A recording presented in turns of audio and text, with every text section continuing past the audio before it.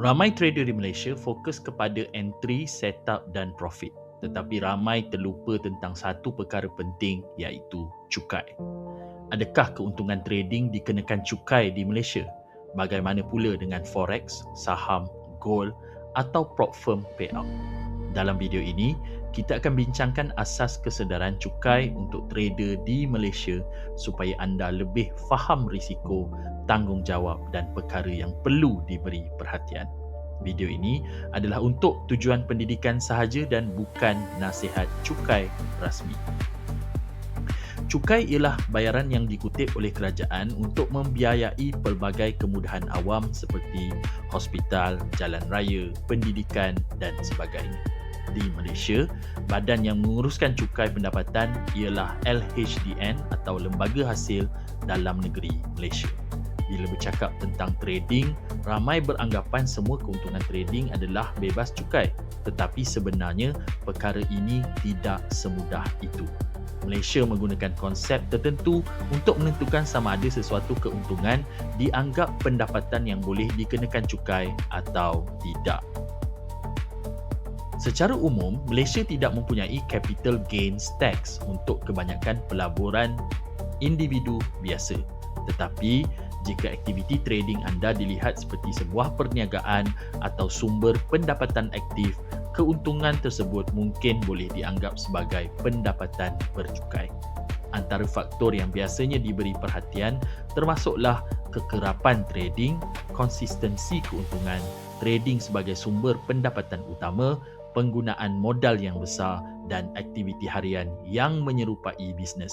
Sebagai contoh, jika seorang membeli saham untuk simpanan jangka masa panjang, situasinya mungkin berbeza berbanding seseorang yang melakukan scalping setiap hari sebagai pekerjaan utama. Namun begitu, penilaian sebenar bergantung kepada situasi individu dan tafsiran pihak berkuasa cukai.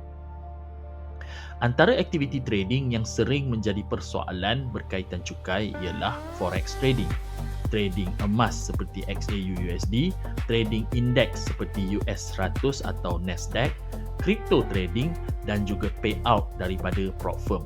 Walaupun platform trading berada di luar negara, ia tidak semestinya bermaksud keuntungan tersebut automatik bebas daripada sebarang tanggungjawab cukai. Sebab itu, penting untuk trader memahami rekod transaksi, sumber pendapatan dan aliran wang masuk ke akaun bank. Ramai trader hanya fokus kepada profit tetapi tidak menyimpan rekod dengan baik.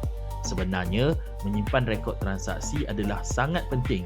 Antara rekod yang patut disimpan termasuklah history trading, deposit dan withdrawal, payout prop firm, statement bank dan rekod keuntungan dan kerugian. Rekod ini membantu anda memberi prestasi trading sendiri dan juga memudahkan sekiranya diperlukan untuk tujuan dokumentasi keuangan. Trader yang lebih profesional biasanya mempunyai trading journal dan rekod keuangan yang tersusun. Antara kesilapan bahasa trader ialah menganggap semua keuntungan trading pasti bebas cukai, tidak menyimpan rekod transaksi, menggunakan akaun bank secara tidak teratur dan tidak mendapatkan nasihat daripada pakar yang bertauliah. Perlu diingat, setiap individu mempunyai situasi berbeza. Pendapatan sampingan kecil mungkin berbeza dengan trader sepenuh masa yang menerima payout konsisten setiap bulan.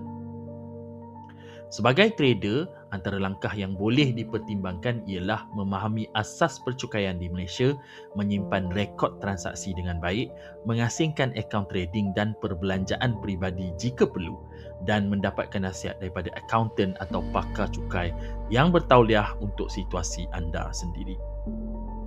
Kesedaran keuangan adalah sebahagian daripada perjalanan seorang trader yang matang. Trading bukan sekadar entry dan profit. Pengurusan risiko dan kesedaran keuangan juga sangat penting. Kalau anda rasa video ini bermanfaat, jangan lupa tekan like, subscribe dan kongsikan kepada trader yang lain supaya lebih ramai faham tentang kesedaran cukai untuk trader di Malaysia.